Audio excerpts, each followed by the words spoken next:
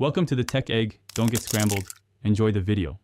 You start by making sure Visual Studio 2019 and the NET desktop workload are installed. This gives you the C# templates and compiler. Once done, confirm the target NET version you need so package compatibility is clear.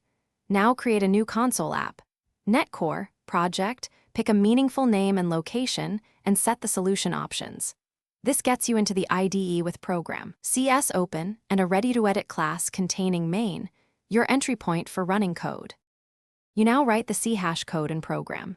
CS, add necessary using statements and implement main logic to perform the task you want. If your code needs libraries, use manage NuGet packages to add packages, search, install, and restore. Make sure to open project properties to set the correct target framework, platform, x86/x64/any CPU, and debug settings like environment variables or command line arguments.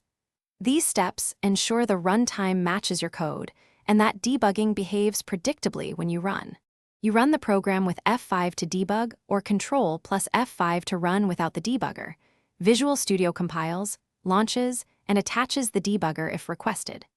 Use breakpoints and the local /watch windows to inspect state, then step into and step over to trace execution flow.